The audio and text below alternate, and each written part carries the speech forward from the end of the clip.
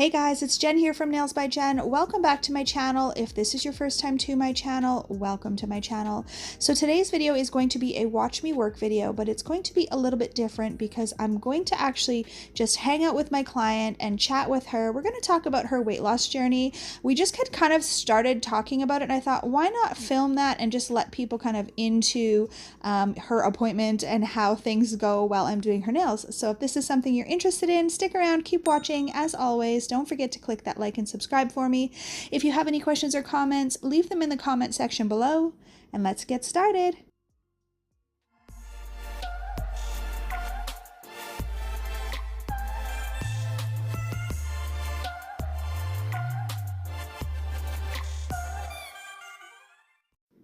Alright guys, so of course, like I mentioned in the beginning, in the intro here, this is going to be a bit of a different watch me work because I'm not going to be talking you through doing her nails like I normally do. So this part here, I'm just going to be taking off her current design. I do have a watch me work on this, and this is what I consider to be a top design. So as you can see, the design is on top of her sculpted nail. It is not encapsulated. I'm just going to go through all 10 fingers and do that. And then I'm just going to go through my regular process of how I normally do nails. So after this, I will go in and press back the proximal nail fold, and then I will go in with my hand file and I will shape up the nails. I will remove any little bits of lifting that are left. I will roughen up the natural nail that is showing, and then I will go in with my cuticle bit and remove all of the cuticle, and then I will remove all of the dust.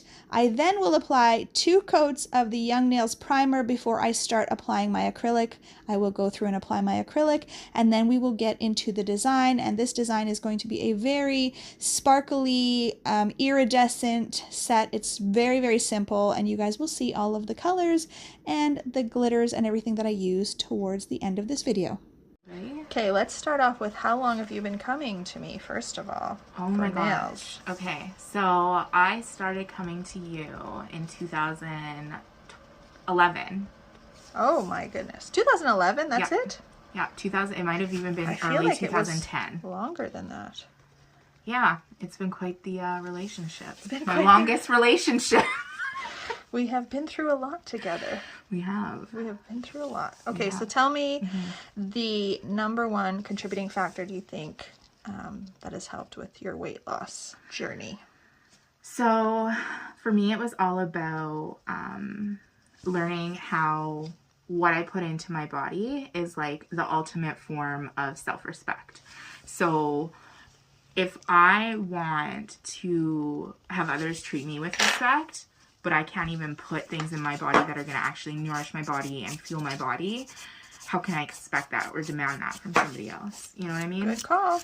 So it's like when I started choosing, and I say choosing very like intentionally because it was like a well thought out process and a choice that I said, okay, every single day I'm going to make this choice. Yeah, it was just like choosing to have respect, choosing to have respect. It wasn't, oh, I need to be skinny, I need to lose weight, blah, blah, blah. Okay. It was, I choose that I will have self-respect for myself. What do you think it was that brought that choice on? Like, what made the change? Because you were quite heavy for how long? I'd say for most of my life, I've struggled with my weight. Yeah. I was in like a really abusive relationship. And so I gained a lot of weight from that just because of like the trauma and everything else that like mentally came with that and emotionally. Yeah. And so I was in a really, really dark place. And then I got into a good relationship. I got pregnant, and then it just kind of like stayed with me, the weight, after having my second baby. And then it just never went. And you know, it's really important that as women we find men who love us for who we are at our heaviest or at our lightest. And that's what, you know, he did for me. He did that. But in doing that, it also made me comfortable to be unhealthy. Right. And then I grew comfortable in the same routine every single day, not working out, not taking care of my body because, oh, I have a man already. What do I need to look good for? Right. You know? I think that's honestly a driving force for a lot of women is to look good for a man or for men, and rather than look good for yourself, right? I think it's a struggle. It is a struggle, because it's like once you got him, you're already hook, line, and sinker. That's your man. But like, I snapped out of it one morning because I remember my daughter was like, Mommy, can we play? And I said, yeah, okay, sure. And it took me so much effort to get on the floor. And then to get off the floor, I felt like my ribs were going to all like snap, crackle, pop. Right? And so I was like, oh no, something's got to change real quick, fast, in a hurry. Right. Because if it doesn't, I'm going to die. Right. And I'm not trying to die because I'm too fine for that. And Jen needs nail clients. And yeah, and I also, like, I mean, I want you to do my nails for my funeral before, not yet. You know, but not yet, not right now, like, long time. But yeah, it just changed, and I decided I want to be there for my kids. My son deserves a mom that's there for him. My daughter also deserves that. And something else that really changed in me is having a daughter is completely different than having a son. In the sense of that my daughter is going to look up to me and model everything I do. Right. My son, not so much. Yes, I'm a role model. Yes, I'm his parent, but it's so much different with a daughter. For sure. And like, I saw how she looked at me, and she looked at me with such love, and she looked at me with such admiration, and she would tell me every day, Mommy, you're so beautiful, and she would like touch my face and everything, and she would just be like, wow, you're so beautiful. And I remember crying one day and saying, like, I wish I could see myself through my daughter's eyes, because I think I'm ugly. I think I'm not worthy. Yeah. And then I was just like, okay, you know what? I need to model self-love so that my daughter loves herself no matter what size.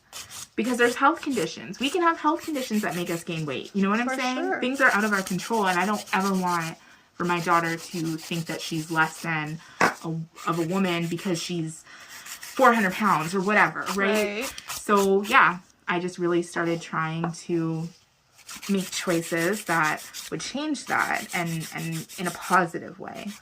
And what do you think was one of the biggest choices in food, or what you consumed or ate, that contributed to the weight loss?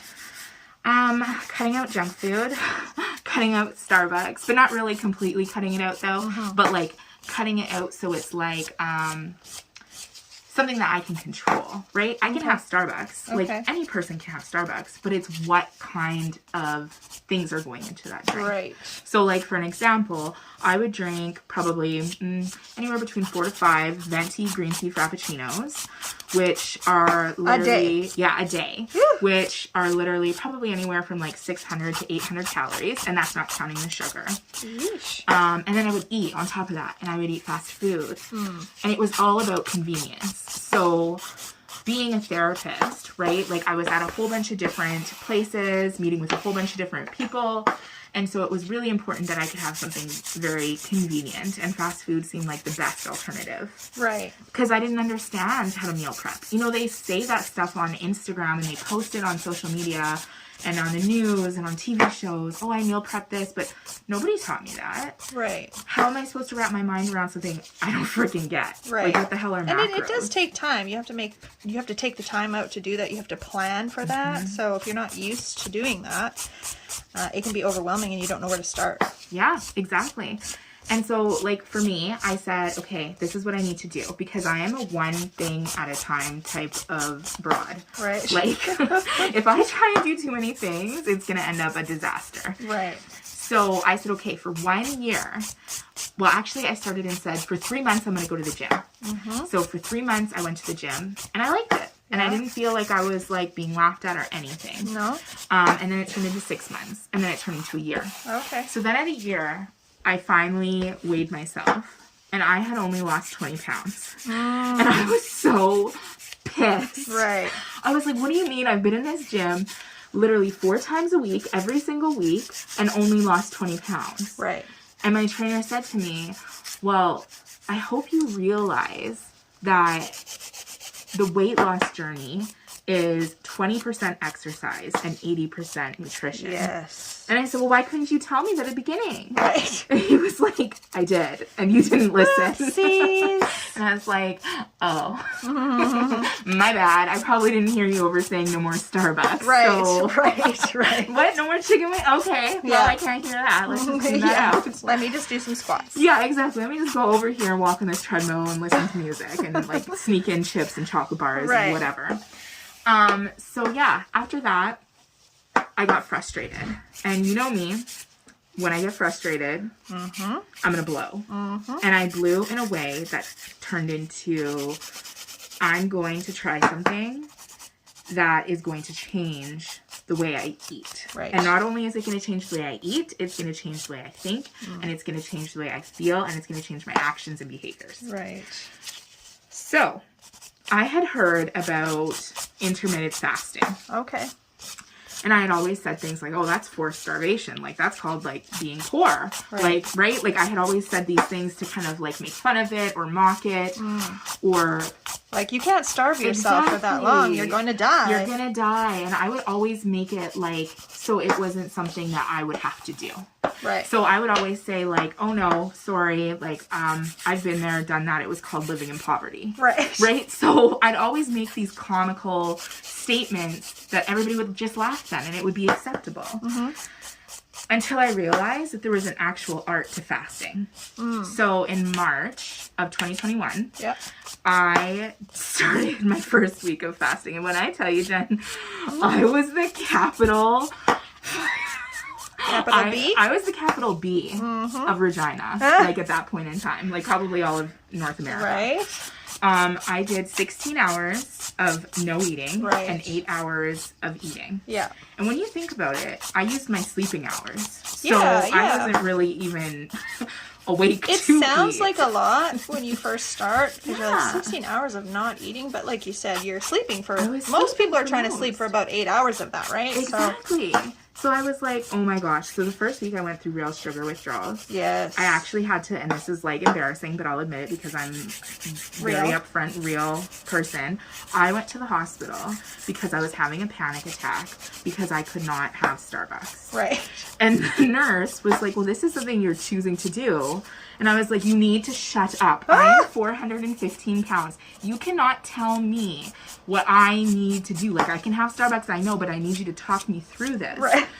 And so it was really funny because this one nurse came over and she sat shoulder to me and she was like, what are we going to do when we leave? And I was like, not have Starbucks. And she said, okay, my girl, you can do this. And I was like, all right. I can do this. But it was like that my body was that addicted Absolutely. to food, to sugar, to having something to put in my mouth to just soothe whatever feeling I was feeling, blah, blah, blah, blah. I have said for the longest time that food addiction, whether it be just food addiction in general or sugar addiction, is the hardest addiction to kick, because if you're addicted to alcohol, you can choose to not have alcohol in your home. You can choose to not be around alcohol. You can choose to not go out to restaurants where there's going to be alcohol. If you're, a drug addict, you can choose to not be around those people. You can't choose to not have food in your house. Yeah. Now, sugar, you can choose to not have sugar.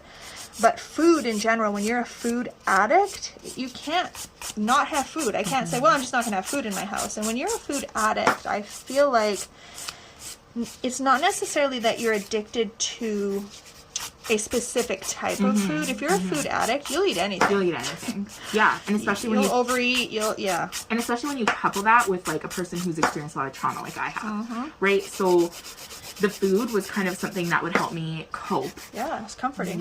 It was very comforting.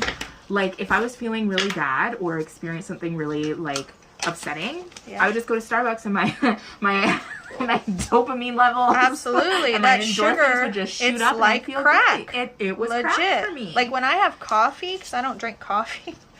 When I have coffee, I always say, "Ooh, it's like crack," because I literally am like get the jitters a little bit. It gives me a boost of energy. It makes me feel like I'm on, planet happy. I'm assuming people who take happy pills, that's what they feel like, Yeah. So I understand why people drink coffee. I don't drink it very often, just if I'm extremely tired and I need a boost, but those things that make you feel good, like I get why people want to feel that way all the time, right? And food does that. Food does it. And it was like my ticket. And like I had said to all my friends before, like, do not come between me and my Starbucks. Right. Do not come between me and my food. If we're going to hang out, there has to be food. So yeah, then, okay, so in March, my first week was hell. Complete hell. And I'm not going to sugarcoat it because I felt like the purge. Like, I felt like something was going to come out of my body. Right. Like, I had no time for my kids. I remember my daughter was playing in the washroom with water in the sink. And I asked her, I said, what are you doing? And she said, oh, I'm just playing. And I was like, well, why do you need to play? You were crabby. Like, yeah, I was like, wait, why am I saying that to my, like, 4-year-old? Right. What? Who says that to their child? So then I went back and I was like, I'm sorry, sweetheart, can we play somewhere else? Yeah. Right? But then I was really inside, like, ah. Right. So then I would say for the first month, I saw no changes at all. Okay. And had you stopped going to the gym at this point? You were just focusing on food? I was still going to the gym. But I have an inflammatory disease, so I started to kind of back off the gym because lifting weights isn't good when you have an inflammatory disease, obviously, you know. So I started to kind of back off, but I was still going, still doing a lot of cardio. And then at the month-and-a-half mark, I weighed myself, and I had lost 35 pounds. Oh. And it was like, I started crying because never in my life have I ever lost 35 pounds. Right. And at that point, it was time for reflection for me. Like, I remember sitting down on the gym floor, writing down in my journal that I had brought in my backpack. Yeah. Because I knew it was weigh day. Right. How I felt in that moment. And I remember writing, nothing in my life is ever out of my control. Right. I am now in the driver's seat. Okay. And so I felt so empowered. And I was like, okay, so if I can fast for 16 hours and eat for 8, and I still got to eat or drink my Starbucks, and I still at this time was eating fast food, but just in a controlled window. Right. Well, I can fast for 18 hours now. Right. So then I went to 18-6. So I would fast for 18 hours and eat for 6 hours. Right. And I did that all the way till about September. And then in September, I had weighed myself. And I lost another, I would say 35 pounds at that point. Okay. So this weight was just like falling off. Right. And I was like, what is going on? Like, I went from almost being in a 6X to all of a sudden being in a 3. Oh. So it happened really, really quick. 3X, you mean? Yeah, okay, 3X, yeah. So I was like, oh, okay. So then after that, I bumped it up and I started doing 20 hours.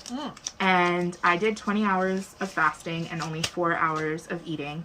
And when I say that and when I share this, like, obviously anybody who's inspired by fasting, do not jump in and do 20 hours. Like, it's not safe. Oh, okay. Like, you have to work your way up like I did. And you have to understand that you have to eat very intentionally. Right. So by that, I mean, like, I would eat a lot of nutrient-dense foods. Do you count calories? I do. So I use my FitnessPal. Yeah. And I make sure that no matter what the fast length, duration, whatever is, it has to be 2,000 calories at least. Okay. I try to do between 2,000 and 2,500. Okay. But never below 2,000. Okay. Because if you go below 2,000, then you're not actually eating healthy, and your body will go into like a hoarding state. And do you do macros? Like, no, so I don't even understand macros. Oh, really. okay. Like, I know there's 3 types, right? Yep. Like, there's the carbs, the fats and the proteins. Yeah. But for me, that's just, it's hard. Yeah. like I think a lot of easy concepts for people I don't understand. Right. And so I just literally plug in what I eat, and it tells me my calories, and I stay in that range. Right. And I really became habitual at logging it in to my FitnessPal, because then it just tells me what I'm eating, and I know what I'm eating, and I'm accountable for what I eat. So you're more just restricting the sugar intake more than anything? Yeah, sugar intake more than anything. So, like, I have shown people my fitness diet or my FitnessPal app, and they're like shocked with what I eat sometimes, because sometimes I'll have like 10 Timbits, and I'll have like salmon, lemon herb salmon and broccolini for supper, and I'll have an ice cream cone, and they're like, what? And how are you losing weight? And I'm like, well, because I'm not going over 2,500 calories. Okay. So now, I started at 415 pounds, and now I'm 263 pounds. That's pretty good. And I did that in just under a year. That's amazing. So, that's amazing. My blood sugar is completely normal. I was pre-diabetic. I had really high blood pressure. Right. Like, I'm talking very high. Like, it was at one point 200 over 112 at my, like, heaviest weight. Yeah. Now my blood pressure is 117 over 70, 80. Like, really 60. Like, really, really low blood pressure. That's good. But normal. Right. Yeah. And That's I just really have good. so much energy now. And See, that's one thing that I noticed. So, you know, I've done keto for a long time. Backstory on my journey, I started keto in 2000, I think it was 2016 or 17. I had put on a lot of weight. Similar situation. I wasn't in an abusive relationship, but I was in a very unhealthy, or unhappy, I should say, marriage. Right. And food was my comfort. Yeah. And food was really the only thing that, in my opinion, me and my ex-husband had in common. Right. So it was like my happy place with him, I guess. Yeah. So, yeah, I put on a lot of weight, and then I believe that I lost a total of 50 pounds. And I believe that it took maybe 10 months. Okay. I don't think it was quite a year. Yeah. Now, since I've had, you know, and it's not an excuse, I've just had events happen in my life. I had my accident, right? You know that. Which then I wasn't cooking for myself. I mean, I was cooking a little bit, but like my Nona was bringing me food and stuff, and you know, and I just didn't care at that point. I was like, give me food. Like, I don't care what I'm eating. Right. Yeah. So, there was that. And then the combination of also being shut down and having COVID, I put on about 20 pounds. Okay. So I started trying to, like, I'm kind of like you. I'm a one thing person, right? I do best when I focus on one thing at a time. Yeah. And so I've just recently stopped working out because I was finding that the combination of working out and trying to go back on keto over the last, I mean, I've been working out for I don't know how long. It's almost like I would tell myself, oh, it's okay, you can eat a little bit more today because you worked out. Mm-hmm. Yeah. So I have definitely noticed this last week. So I haven't worked out probably for 2 weeks now. Okay. And this last week is the beginning of me starting keto and like actually sticking to it. And I'm finding it so much easier. Yeah. To stick to it without the working out. And I know for most people, they're like, well, you get better results if you work out and you diet. But like your doctor said, or whoever it was that said it to you, is 80% what you put in your face. Yeah, it is. And 20% working out. So, and you know what? So many people, like the gym, and a lot of people might come for me for saying this, but the gym, while it's the best form of therapy, and I can say that because I'm a therapist, is also, at the same time, very much so part of diet culture. Part of what society deems as being acceptable, a normal thing, a healthy thing. And I've never, ever enjoyed it. Like, I'm not saying that it can't happen at some point, maybe in my life, but I mean, I've worked out over my, you know, years of being an adult a lot. Right. You know, I used to go to the gym every morning. 5-6 days a week, blah, blah, blah. And I have clients who come in and they talk about how like, oh, they just feel so good, you know, when they're done their workout, they've got, you know, there's so much energy and they just feel like, yeah, you know, whatever. I have never felt like that. Now, granted, I have come to realize that talking to a lot of them that a lot of them do take like, pre-workout, which is a caffeine. Right. So it's like, well, sure. I'm sure if I had a shot of coffee before I went to the gym, I'd be like, pump some iron or whatever. Let me go do 1,000 squats. Let me go do 1,000 squats real quick, you know? But I don't do that. So yeah, I have never grown to love the gym. And I'm not saying that I won't go back to the gym, but I just know myself and in the past what has worked for me. And I don't know. I mean, I shouldn't say I don't know. I do know why I deviated this time because my boyfriend currently, you know, he really likes to work out and stuff like that. And it's very important to him. So I was like, well, you know, I better get into that, right? Because it's something we can do together, you know, blah, blah, blah, blah, blah. But knowing myself, I know that what works for me is to work on getting the weight off First. via the diet plan, if you want to call that, whatever your, I don't like to call it a diet because it's really a way of life, like whatever you're choosing. If you're choosing a low carb way of life, if you're choosing a high fat keto way of life, like it can't be a diet. We hear that all the time. You can't, it's not like you do it and then you don't do it and then you won't gain the weight back. Of course you will. But for me, it's just getting back onto that way of life and that way of eating. And then once I get to my goal weight, which my goal weight is 170. Okay.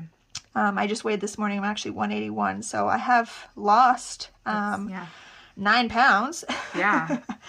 And so once I get to my goal weight, then I would like to go to the gym because, yeah, you know, it's not going to be tight and firm, right? So yes, that's when I'll go to the gym and, you know, start trying to tone things up. But for me right now, my goal is to just get this last, you know, 11-ish pounds off. I am going on a holiday here, as you know. So I don't know that I'll be losing weight on the holiday, but I am going to be conscious of things and trying to, you know, it's unfortunate, you know, it does get annoying. But unless you're just blessed with an amazing metabolism, it is just a conscious effort. There is no easy answer to losing weight or staying healthy, staying fit. You just have to be conscious. Like there are very few people out there that, like my dad, for example, has an amazing metabolism. My brother Justin also. You know, love them, but also hate them for it. That they can eat whatever they want and they're fine. And I understand, you know, people will say, well, they might be skinny, but they might not be healthy. They don't have any health issues that I know of anyways. And I will say, like with keto, you know, when I started out, I've struggled with high cholesterol for years. And the doctors could not figure out why. It started when I was probably like 22. They put me on a very hardcore medication because they thought I was going to die of a heart attack. And it's not hereditary. It wasn't what I was eating because I didn't eat unhealthy. And so, yeah, I was on the medication for a long time. And then I started doing keto. And I was nervous to do keto because I did Atkins years and years ago. And it was after Atkins that I actually got the high cholesterol, because with Atkins, it wasn't focusing a lot on what types of fat to eat. Right? Okay, that makes sense. Nor was it really focusing on like macros. It was like you can just eat fat and, you know, meat, and it doesn't matter how much, it doesn't matter what kind. You want to eat bacon and eggs and cheese every day, you can. And on keto you eat bacon and cheese and eggs too, but that's not all you eat. Right. You want to eat a lot of healthy fats. And so I was really scared at first to try keto because of my experience with Atkins, and I was like, oh gosh, I don't want my cholesterol to skyrocket back up, because I had been taken off those pills. My cholesterol was still on the high end, but not at the scary levels that it had been in the past. So they finally took me off the medication after about 5 years, which is a long time because this medication is also really hard on your body. And like if I had happened to get pregnant, it was one of those medications like you can't get pregnant on, you know, stuff like that. So when I started keto, I actually went and got my blood work taken before I started, and I recommend that for anyone starting any kind of a way of eating or a way of life or whatever you want to call it. A journey. And then I went back 3 months later to have it checked again because, you know, I was losing weight and everything was great, but I wanted to make sure that my cholesterol wasn't crazy, because with Atkins I lost a lot of weight too, but then I was like killing myself inside. And my cholesterol had gone down. My B12, I was always very low B12. It had elevated and I was fine there. My iron went up because I was eating more red meats. And things just got so much better for me. But I have definitely struggled to get back on that path. And I think it's honestly because I was doing too much. I was trying to do the working out and the eating, and then I was hungrier because I was working out. And then I'd just be like, well, whatever, you can just eat that. Oh, you can just eat that. You worked out today. You earned that. You deserve that. You know, it's a complete mental thing. It is. And, you know, they tell you in the gym, work hard, play hard, right? So then you can actually eat what you want or whatever. And then you just get it in your head and it's hard. And, like, I tell my clients 1 day at a time, but I tell myself 1 meal at a time. Right. And that would be my number one advice for anybody, like, you know, trying to make lifestyle changes or eating habit changes, is one meal at a time. Right. Literally just do it one meal at a time. Choose what you're going to eat before you eat it. Right. And just be very present when you eat. And this is going to sound so freaking weird. And you guys are probably going to be like, this chick is crazy, Jen. Who is this? But everybody knows I'm crazy. But literally sit there and make love to your food. Oh. Yeah. Okay. Oh, so let me girl. tell you about this. Okay. So when you're eating your food, you want to taste your food. Oh, you want yes. to feel the texture in your mouth. You Slow want to down. slow down. Yes. And you want to like really focus on the tastes you're tasting, the texture, how it feels, how your body responds to it, all that kind of stuff. Because then when you do that, you're teaching your body and you're teaching yourself to just be really present and be mindful. Yeah. One of the People are things. like, chill out, like it's No. food, Shanae. And I'm like, no, No. I make love to my food. And everybody will like look at me like Right. I'm crazy. Yeah, it's definitely, being a nail technician, most of us, know the struggle of getting to eat while you're working. I have a half-hour break scheduled in my day, but most of the times I don't get it. Right. So, I have also done the intermittent fasting, not by choice, but because there's days when I look at my schedule and I'm like, yeah, so I'm going to get to eat today my breakfast, which I always have breakfast. I am a breakfast person. And then I'm like, and then I'm not going to get to eat till probably 9:30 tonight. So I will sometimes eat literally all of my meals in the morning. Right. It's like a big fat meal. Yeah. And then I am kind of intermittent fasting for the rest of the day until the next day. So you're doing OMAD. That's called one meal a day. Oh, yeah. I've heard of that. Yes. Yeah. So it's not necessarily intentional, and also something I've had to be very, very conscious of. Because I would even find myself in the morning when I didn't have to rush. If I was, if I say I looked at my day and I was like, okay, yeah, I can have my breakfast. I'm also going to get to have my lunch today.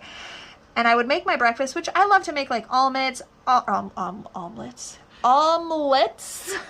I like to make almonds. Almonds. No, omelets. Make some almond milk. I love omelets and I like chia pudding and stuff like that. So I'd make my omelet and then I would find myself stuffing my face, like eating really eating fast. so fast Yeah. because I'm so used to having maybe 5 minutes to eat in between a client.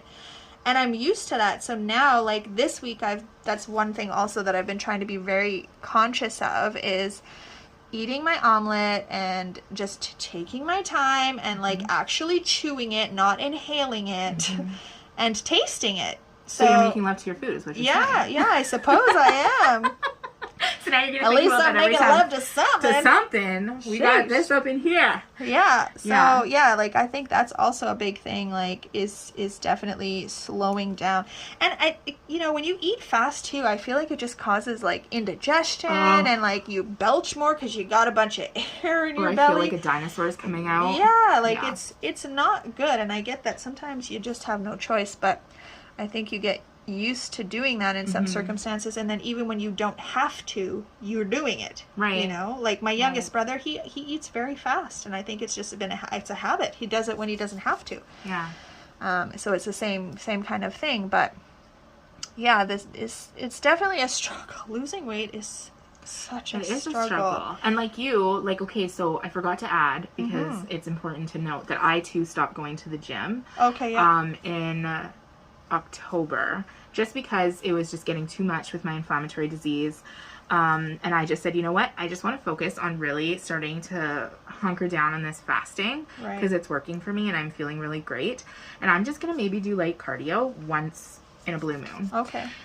So I do, like cardio. Yeah. And, are you ready for this? Oh gosh. I literally twerk What? and dance to hip hop music or to dance hall, and I I get down and I do it for a solid 45 minutes party. and I have a dance party in my room with the door closed, and I like envision myself being in the middle of the dance floor and like, yes, I'm the hottest thing up in here, and really I'm not, but in my brain I think I am, but I am, I'm hot. So I have that, and if we lived in a different place, like in the States, like I would go to a hip hop like exercise group. Oh, for sure, 100%. absolutely.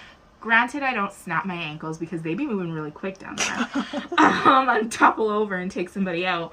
But yeah, like I find joy in moving my body. And so whatever that joy is for you, Yeah. whether it's dancing, whether it's, I don't know, just like pacing back and forth, or even just standing there and like rocking your hips, swinging your arms, Right. like do something, right?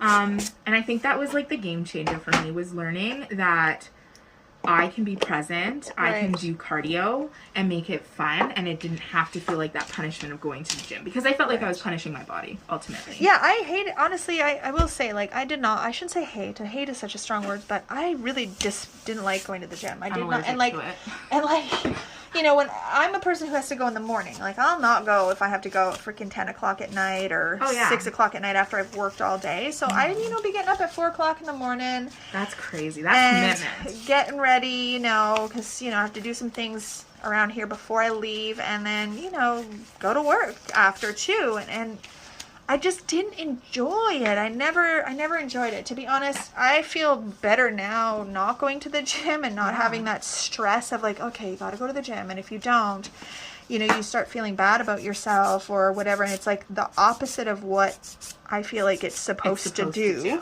Yeah. Right? So, yeah, for me, and again, we're probably going to get a lot of hate. It's okay. If any fitness people are listening to us, but you know, you have to do what works for you. Everybody's journey is so different. Like keto might not work for you. Low carb might not work for you. I don't know. For me, me and carbs are just no bueno. Like when I went in September to Pittsburgh to visit my boyfriend, he eats very healthy, but he is, you know, he eats grains, right? He eats like quinoa and so like very whole grains. Yeah, like, you know, good foods, right? Avocado oil, olive oil, same oils that, you know, I would use. I don't like avocado oil, but I do use olive oil. I put avocado in my hair. It's really good. Yeah, I've heard that actually. So, you know, I just ate what he eats, right? Right. Yeah, so I ate, I should say, what he eats, you know, a lot of chicken breast, and I actually ended up gaining 4 pounds, and we were working out at the gym. Like, we didn't go every single day, but I was there for 2 weeks. We probably went, I don't know, 70%, 80% of the time that I was there. You'd be going without me. Bye. We went to the gym, and I didn't think I ate super unhealthy at all. Like, I might have had a treat here and there, but you know, I ate how he eats and I gained weight because for me, my body does not do well with carbs. Right. Some people, they can do carbs. And I think once I get to my body weight, you know, goal that I'm looking for, when I get to 170, I can start introducing like sweet potato. That's a carb I can do. When I'm trying to maintain, I've noticed doing sweet potato every once in a while, I'm okay with that. Corn I can reintroduce, I'm okay with that. Not like every single day, but I can't do like the pastas and the bread. They also like affect me gastrointestinally, right? Like, all that gluten, right? I just don't think gluten's really good for anybody, to be honest. I don't know anybody who eats a bowl of pasta and is like, yeah, I feel great. Like, everybody's usually bloated after. Like, I got the itis. I need to go lay down. I got the itis. Let me go to sleep real quick. Right. So, you know, you just have to find what works for you. And for me, keto is what I have found to work the best. One thing I will say, though, about keto that I never, ever experienced that a lot of people have experienced, well, there's two things. I never went through the withdrawals because I ate relatively low carb before starting keto. Right. So I didn't go through the withdrawals that a lot of people go through. But I also will say that I have not experienced the boost in energy that everybody experiences that goes on keto. But I think for me, it's because I simply don't sleep well. I don't think it matters like what I do in my life. I just don't sleep well. So I don't have that extra energy like you were talking about. You know, you seem to have a lot more energy now, like since you've lost weight and stuff like that. That hasn't changed for me. I'm a tired old lady still all the time. I'm a young spring chicken. So yeah, there you go. No, there you go. I think, yeah, no, a lot of people, so I've had friends kind of follow in my footsteps because they've seen how it's worked for me and how, like, they said I made it look easy, but really I was freaking dying. Like, I felt like I was on the Hunger Games and I was the tribute all the time. Right. Like, I was like, I'm out here, Lord! Yes. Save Choose me! me! Yeah. Choose me! But yeah, no, and they've tried it and they've said to me, oh my God, I have, like, all this energy. Like, what's going on? And then it will kind of taper off. Oh, yeah. And then it will come back. And then it will taper off. And but what do you attribute that to, you think? Your body gets used to it. You have to, like, your body, just like us as humans, because, I mean, we are in our body, once we do something and it becomes habit and routine, it just becomes, like, autopilot. Okay. So when our bodies are used to doing the same thing every single day, it kind of becomes, like, our body just knows what's going on. Okay. So I shock my system every 2 weeks in a 24-hour fast. And so when I go into 24-hour fast, what it does is it literally resets my body. And then I go back into gradually increasing my fasting hours. So then after I do a 24-hour fast, I will do 16-8, 18-6, 24, 22, and 2. Oh. So I have to, like, really methodically do it, but I think that's also what's contributed to the significant weight loss, right? And, like, you also have to remember, because a lot of people are going to be like, oh my God, she was 415 pounds and now she's 263. That's a lot of weight to lose in like, a year. Sure, but you had a lot to lose. I had a lot to lose. Right, that's different. It was everywhere. And so, like, I was closely, I should have said this as a disclaimer, but I was closely monitored by doctors. Oh, okay. Just because I was very open about what I wanted to do, and my doctor was on board with me. And so it was like blood tests, blood work, blood pressure check, routine, like electrolyte panels being done, just to make sure that I was being safe and it was being done properly. And it always was. And yeah, it completely changed me. And now I feel like before, I don't think I was a very jealous person before, but I felt like I would always compare myself to other people. Right. And now there's no comparison. That's big. And it's like, you are you and I am me, and we both can be successful. We both can do our own thing. We both can be in the same lane, but doing our own thing. Sure. Right? And I feel like now, more than ever, I truly love people, and I want to. You're gonna, like, stab my nail. I keep hitting you. It's the tip of Y'all are seeing that she's assaulting me. Abuse of the nail.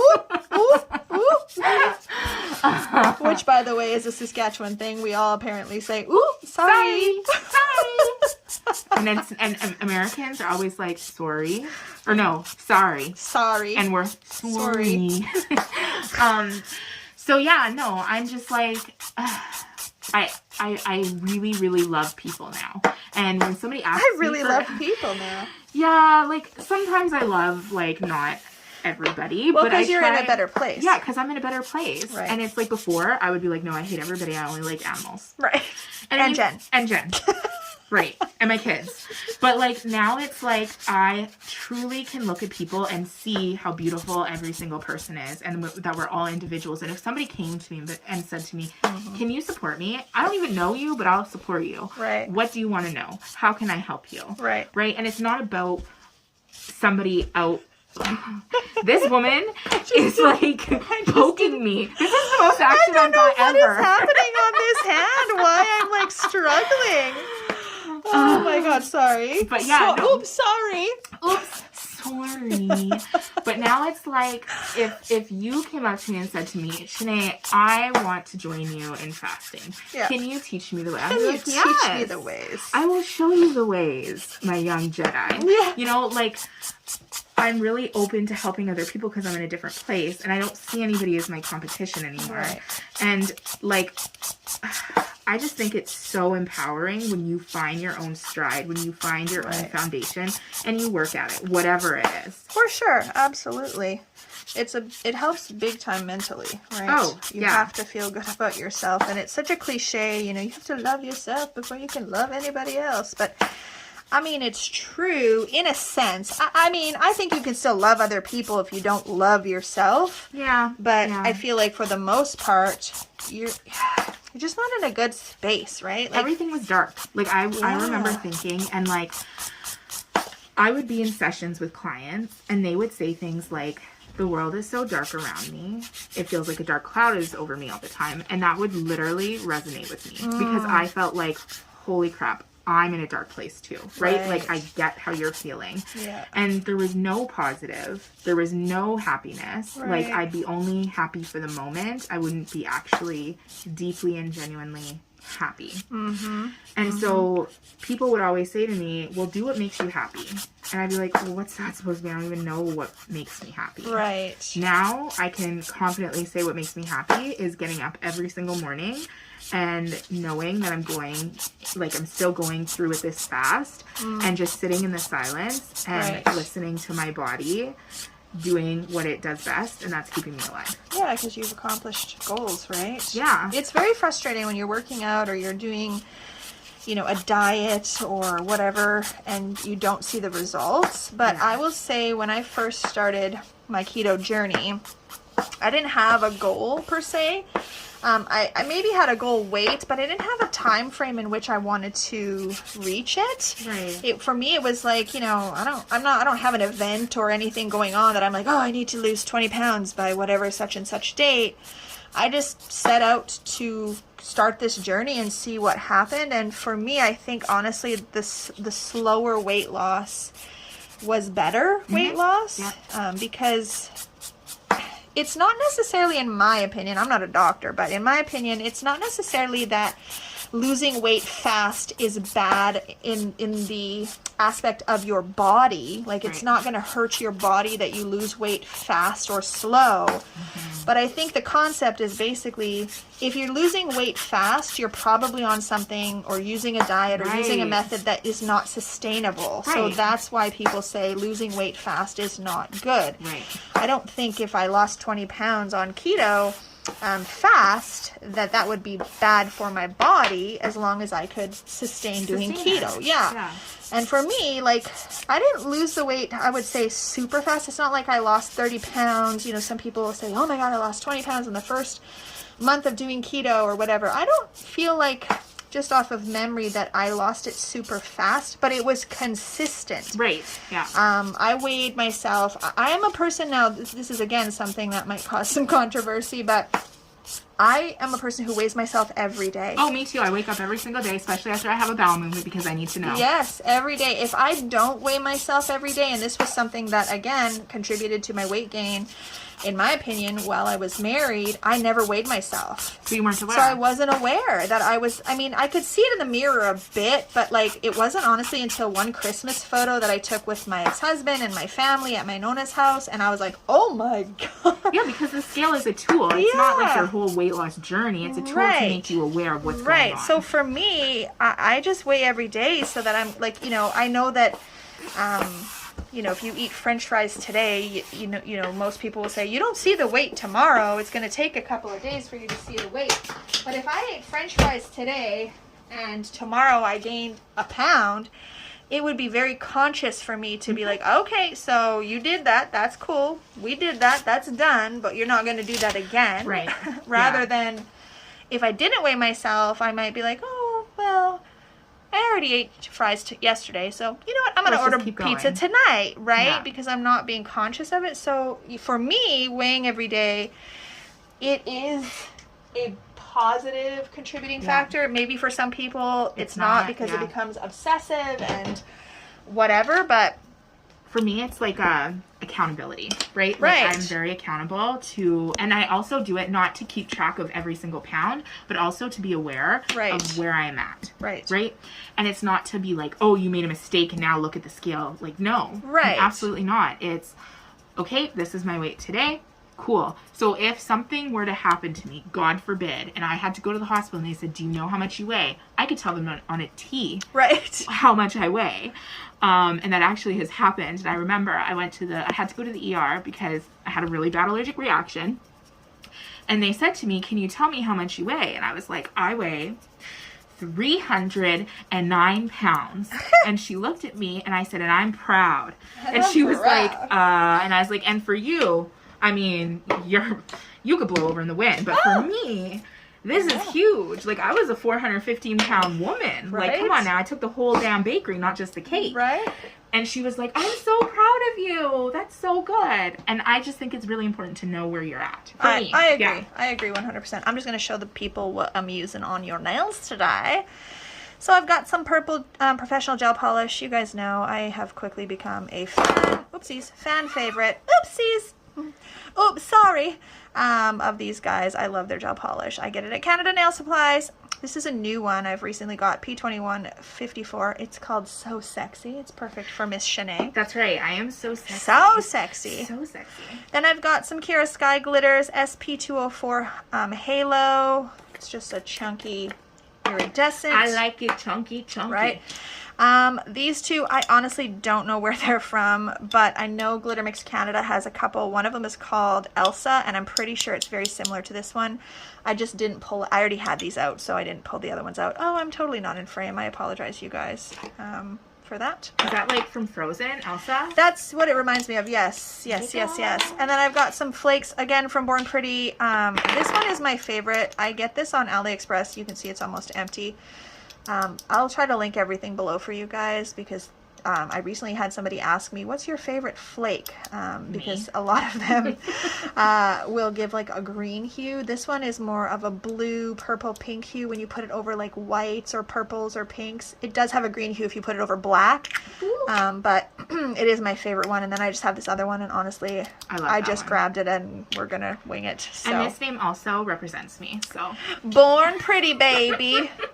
Okay, so I'm going to finally get some design on here. We're just going to sparkle these babies up. Okay, so I'm going to insert a photo here. She's going to share a photo with me of her starting weight, which was what again? 415. 415, and her current weight, which is? 263. Whoop, whoop! Round of applause. Well, thank you. Yes. Okay, so what are some, like, major obstacles that you've found during your journey so far? Your journey's been, what did you say, about a year? Yeah, I'd say like a year and a half, almost 2 years. Yeah, but like the bulk of my journey, like the bulk of my weight loss has been in this past year. Okay. Yeah, but it took me like 2 years to get to the place where I'm at, for sure. Mentally, right, and emotionally, because I used to cry every day. And emotionally. Okay, I'm gonna move you over here because yeah, let's do this. Ask me all the questions, and I promise I will answer. Super straight up. Oh yeah. So what has been some obstacles? So first obstacle was people's comments. So like, for instance, so something I've learned this year is everybody's not your friend.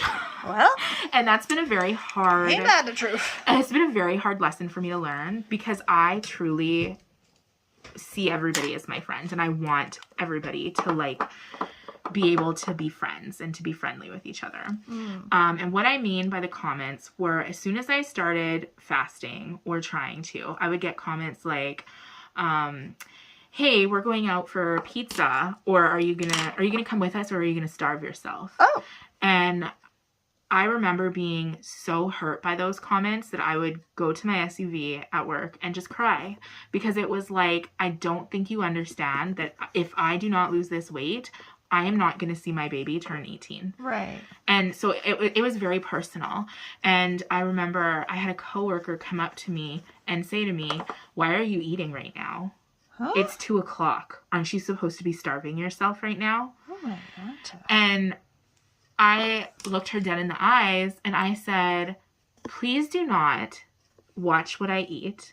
And please do not think that you are accountable to what I'm doing to better my life. Right. And so that was the first real challenge. And I remember going home and crying on the phone to my dad and saying to him, Dad, I just don't get it. I don't understand why people can't be happy. And he said to me, Shanae, not everybody's your friend. Right. Not everybody wants you to succeed. True. And the people that are closest to you sometimes do not have the best intentions. Jealousy too, and right? jealousy, right? And he said, remember that saying, keep your friends close but your enemies closer? And I was like, yeah. He's like, have you ever, you know, taken a step back and reconsidered that? And I was like, well, no. Like, why would I? Everybody that loves me, like, they're my girls. Right. What are you talking about? Right. So that was a huge obstacle. And then the other was my brain. So women in general, we're really hard on ourselves. Oh, yeah. And I know that my biggest fear, and this is going to sound so freaking vain, but I was scared that I was going to lose my curves. Oh, yeah. So I'm a very curvaceous woman, right? And you're curvy too, so you get this. Yep. So it's like, I was scared that I was going to lose my breasts and my butt and my thighs. And I was so terrified that if that happened, that I would have nothing else to offer. Like, God forbid I lose those. I don't have a personality, apparently. Right. Like, my body's apparently my whole identity. Right. And so it was fighting my brain. So my brain was telling me, you're a black woman. Black women are supposed to be big and curvy. It's okay. And then I'd hear things from people like, oh, but you're so pretty and you're a big girl and you're like the queen BBW and you're the queen big girl because look at how pretty you are and look at your body shape. Okay. So it was just like, it was kind of like these backhanded compliments and then my brain absorbing them and saying, no, you have to stay this weight because this is your identity. This is who you are. Right, right. And I went back and forth. And then I got to the point where I said, you know what? I need to see a therapist because this is getting out of hand. And every good therapist has an even better therapist. That is what I have learned this year as well. That I used to trick myself and be like, no, I'm a therapist. I don't need therapy. No, I need therapy. And so when I would go into session and talk, I would usually start crying. And every time I would start crying, it was because my brain was telling me I'm not strong enough and that I couldn't do something. That I've tried a million times before. What's going to be different? Right. Right? And my therapist said to me, Shanae, nobody expects you to move or climb Mount Everest in a day. You don't move mountains overnight. Right. It's the baby steps that add up to really, really big things. And so what if your brain is telling you you can't? You need to take your brain and be in control and say, you need to sit down because I'm going to do this so you actually can function for the rest of a normal life. Right, right. And so I had to write daily affirmations. And I'm also going to share something that's really deep, just because I think it's important. It was probably, I want to say, the end of June. And I felt in this moment that my weight loss journey was not significant enough and that it wasn't fast enough and that I didn't look good and all this stuff. Okay. So I asked my therapist if I could have a meeting and she said, yep, sure. So I had a session with my therapist and my homework after was to sit in front of my mirror and look at myself and tell myself over and over again the things I liked about myself. And I had to do this every single day for 2 weeks. And I was like, no, bro, we're not doing that. Like, no. And she said yes. So she said yes, bro. Yeah, she said yes, bro. We're doing this. So the first day I did it was right after the session. And I sat in front of the mirror and I bawled and I cried. And it was like the deepest cry I've ever experienced in my life. And I was like wailing. And I could not figure out why I was so hurt. Because I'm like, okay, you know what? Like, everybody tells me that I'm beautiful for a big girl, so I should know that I'm beautiful, but I don't truly feel it. So let's tease that out. So after I teased it out, I came to the conclusion. What do you mean teased it out? So teased it out was I went back and forth with myself, and no, I don't have, there's not two of me, there's just one. Oh, just one. But I had a full-on conversation, and it went like this. Like, and it went like this. How's that song on TikTok? Oh, it went like this. Yeah, and I just sat there, and I was like, you are beautiful. DJ Khaled, are beautiful. You're loyal. I appreciate you. And I literally said to myself, you are so beautiful. You are loved. You are valued. You are so important. You are not your weight. And after doing that for 2 weeks, I was like, girl, we are brand new. We like, are brand look new. at me. So I went into therapy walking like a freaking newborn, freaking, I don't know, a giraffe looking kind of like, I don't know, no, like a stallion. Yeah, like not a giraffe. No, because I'm giraffes wobbling are kind of all gangly. over. Well, I am kind of gangly though. No, but you're not. I walked in there looking like a black stallion. Oh. Mane, back. You know, I was like, woo, woo.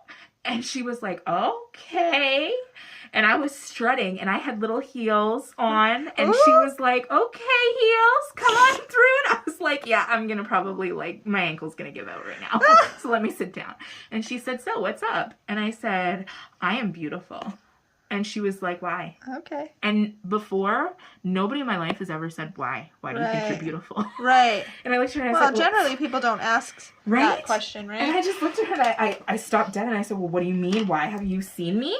And she burst out laughing and she's like, this is what I wanted for you. Yeah. And I was like, what? And she's like, look at you being the master of your own mind, the master of your own body, and taking charge. And I was like, well, thank you. And then we had our session, and right after our session, she's like, so are you ready for homework? And I was like, girl, I'm ready for anything. And she's like, okay, so now we're going to bump it up, and you are going to sit there, like, unclothed, and look at yourself in silence. And I was like, what? No, we're not doing that. And she's like, we're doing it. So fast forward to my next session, I was like, have you seen me naked? And she was like, no. I said, I'm beautiful. I was like, I'm talking about these stretch marks, okay? I carried humans. So I was going to say, do you feel like, because I always felt like you were pretty confident, do you feel like your confidence was always more of a facade as opposed to actual real confidence before? No, I feel like it was maybe like a 70-30. Oh, yeah, okay. Right? Like, there was times, and I feel like I've always felt confident, but then there was times where I wasn't confident. Right. But then there was times I was like, I'm the flyest thing on this planet. Like, right. Like I'm God's gift to Earth. Come on now. Right. But like, I just feel like now it's so much more authentic. Like somebody could say to me, are you starving yourself? And I'd be like, I mean, no, are you? Right? So it's like completely different. Are you? And also, I know my body really well. And I think as women, we can't really say that often, that we know our bodies really well. Because I had to study this thing naked. And it's like, holy crap, our bodies are amazing. And like, what a more empowering thing than to sit in silence and just absorb your beauty. Right. You know? True. And to learn how you're unique. And to learn why you're unique. And to learn all the things about your body that make you you. Right. And so when she first told me to look at myself naked, I was like, what? Like, why? I was thinking in my brain, this is some real, I don't even know. Crazy. Yeah. And once I did it and started doing it, it's something that I've never stopped doing. Oh. And I've shared that with some of my friends, and they're like, Shanae, that's like really sexual. And I'm like, no. Really sexual. No, it's not. Like, trust me. And I had a friend who called me in the middle of her doing it. And she was just bawling, and she's like, I'm so beautiful. Oh, my goodness. And I was like, yeah. Oh, I bumped this one. My bad. Oh, they're so long. Oh, girl. She bumped it in the light. Long. At least you told me. Okay, get in there. You. When I give it a little tappy tap. I'm going to turn it on, I guess. So, yeah, it was just like, those were the challenges. And then the other challenge, I guess I can say, is being accountable to myself. Because nobody's going to... I used to tell people that I had been dieting, but in the dark, I was like eating whatever I wanted. Right. Catch me in McDonald's drive-thru. Catch me in McDonald's. You know? Nobody else is going to know what you're doing except for you. No. Right? So you have to be accountable. Oh, for sure. And I have binged so...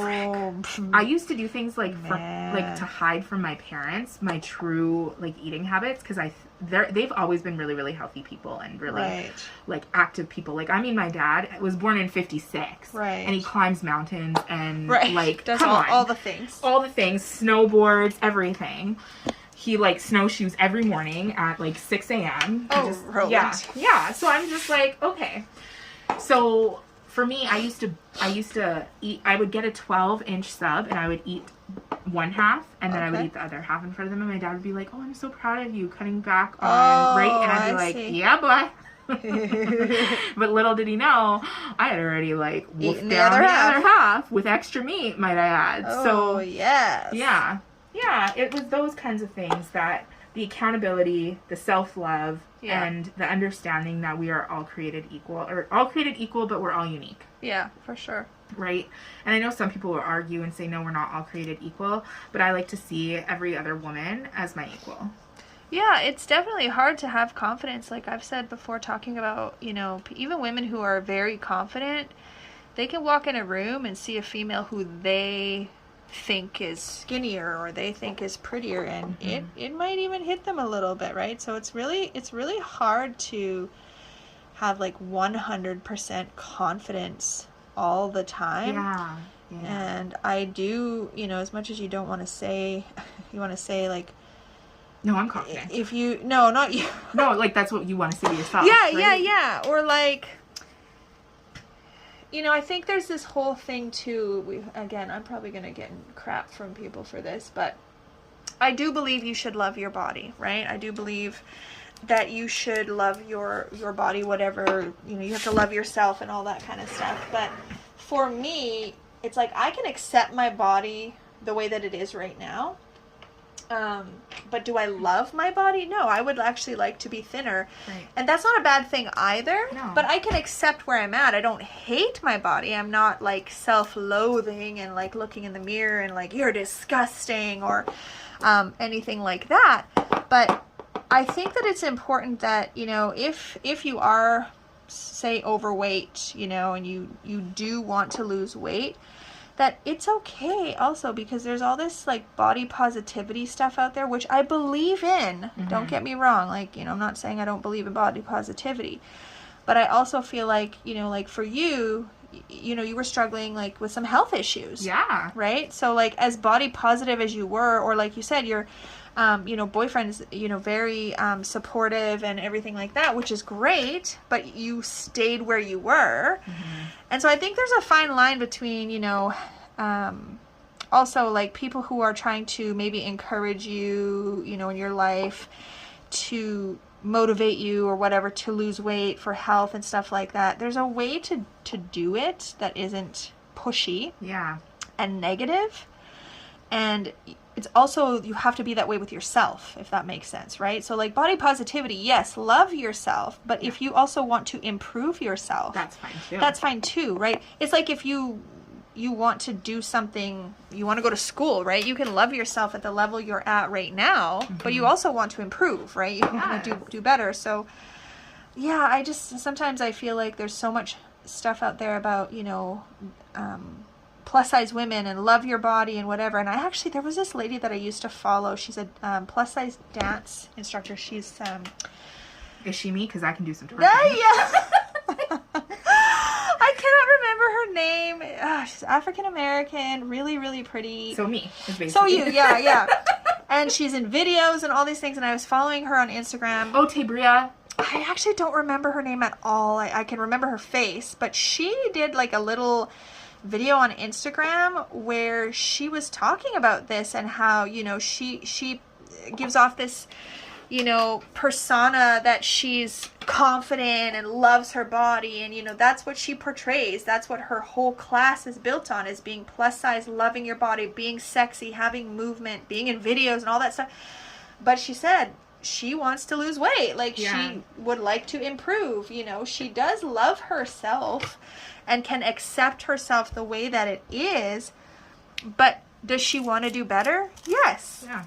And, you know, I just remembered her saying, like, it was a really difficult thing for her to admit, because she felt like she would be sort of letting down the body positive plus size community, you know, because she's now, like, insinuating that people might take it like she's saying it's not okay to be plus size. Right. And that's not what she was saying at all. She was just saying she would rather be skinnier. I think for whatever reason. I think I came out the womb plus size. Like that's what I always say. Like I even now, like at my smallest, I'm an extra large, 0X, right, 1X. But I had said to my mom, you know, Mom, I came out of you like a plus size queen. Right. And she was like, oh, you were a big girl from the get-go. Right. Right. And she's like, you know, but that's something that you are okay with. Yeah. And just because I wanted to lose weight doesn't mean I wasn't okay with it. It was just I wanted to see my kids, and I want to see my grandkids. Right. And look at how much better you feel now. I do. And I'm so much nicer. I'm so much nicer. I was always... No. I don't think I'm going to add this one. I was going to add this shell paper, but I don't think we need it. We have a lot going on already. Yeah, and these are so pretty. So I'm just going to encapsulate them now with some thicker gel. Ooh, thick like me. What? Thicker than a Snicker. Thicker than some grits. Yeah. What the heck? Okay, guys, so we've been chatting a long time here. I want to know in the comment section if any of you, are currently on a weight loss journey, what struggles that you have been experiencing, or even like what, I hate the word diet, but what did I call it? A way of eating. Yeah, lifestyle change. What lifestyle are you choosing? Or maybe you've got a New Year's resolution. This video is not going to go up until way into the new year, but if you started a new journey, I would love to know what you guys are doing, because I feel like everyone is on some type of a weight loss journey, especially at the beginning of the year, right? Oh, that's like the biggest, right now everybody's trying to biggest resolution, right? It's not a bad one. It's not a bad one, but but also don't feel pressured because it's New Year. Everybody's gonna tell you that it's New Year, new me. New Year, that new could you. mean New Year, or New Year, new me, as in different mindset, different brain wave, right? Like, don't buy into that. Don't feel pressured. Exactly. If you want to use that as a motivation, motivator. sure. But oh, my phone's ringing downstairs. You guys are probably going to hear that in the camera. But you don't have to. Like, I feel like a lot of people's New Year's resolutions fail. Oh, yeah. Right. I tried since 1991. Yeah. New Year. January 1991, I've been doing New Year's resolutions. And none of them have come true. And it wasn't until March 2021 that you where I was started this journey. And it was like, frick, it has been a journey. Yes. Okay, on a side note, I was telling Sinead earlier before we started filming here that I tried, so I'm not a big Starbucks person. I have had a few keto Starbucks drinks and they were very delicious. And I know in the past, like before I was keto, a couple of times I had the, like, I don't know what it's called. It's like the vanilla bean something. It literally vanilla bean frappuccino. Tastes like ice cream, legit. Beautiful. So very delicious. Some but raspberry. I had, what did I call it? The caramel crunch, ribbon crunch something. And I was like, I was with my girlfriend and oh my gosh, you guys, like, this thing is delicious. I was like, I can see why people are addicted. I inhaled that thing. I did not take my time. Nope. No, my girlfriend looked at me when I finished it. I was like sucking, when you suck the straw and it's like giving the straw workout. She's like, oh my God, are you done already? I was like, yeah. And I probably could have had another one. Like, what the heck? It was so good. So I can see why you guys are all addicted to Starbucks. If there was one probably like right next to me, I probably would have been drinking that stuff a lot more. But I have no idea how many calories are in that thing. But do you want me to find out? Oh, Lord, no. Well, I know that there's a lot. There's a lot. Here's the situation. This is what I think. Everything's good in moderation. Sure. And once in a while. Just don't be like me and overdo it and go to Starbucks like 4 to 8 times in a day. Right. Because then you're going to end up, it's a problem. Feeling kind of a little bit bloated. It's a problem. It becomes a problem. Yeah. Yes. Okay, guys. So I'm just putting the Young Nails gloss over her glitters and stuff because I did a top design. You guys know when I do a top design, that means it goes on top of the acrylic. It's not encapsulated. I'm just going to back you up. So I'm just putting it on, and then I am going to file because it's kind of bumpy. I'm going to file and reshape a little bit. But one of the ladies who follows me, I cannot remember her name. She actually did, I think it was Nail Struggles. Yes, I think it was Miss Nail Struggles. She did some awesome nails. She messaged me the other day on Instagram and said she was so grateful that I put her onto this Young Nails gloss for putting over glitters because it's just helping obviously to not have any sharp edges and all of those things. So it's a really nice top coat. It is a top coat. That's why it's called Young Nails Gloss. It is a top coat, but it's thicker in viscosity. So what? In viscosity. Ooh, that's quite the word. Ooh, girl, sometimes I can throw some big words out there. I cannot. No, I cannot. Can I give a shout out to somebody? Yeah. I just want to say hi to Sarah Nelson. Oh, Sarah the sweetest ever. Miss Sarah, we used to have our NTGTs, which were nail tech get-togethers that I created. So originally the plan was, because we don't really have like, and I don't really know that anybody does, we don't really have like a nail tech association. Like, you know, dentists have like the dental association. We have the College of Psychologists. Right. They have like conferences, and then there's like, you know, just, I don't know, information goes out to all the dental offices. Like, I'm sure if there's like a new product on the market, or I don't know, whatever, right?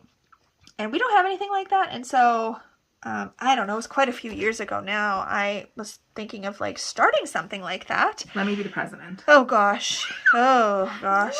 What? What do you mean? And so it originally started that there ended up, I think there was like maybe 10 of us to start. And then by the end, there was only about 6 of us that kind of just ended up always sticking around. And we just got together.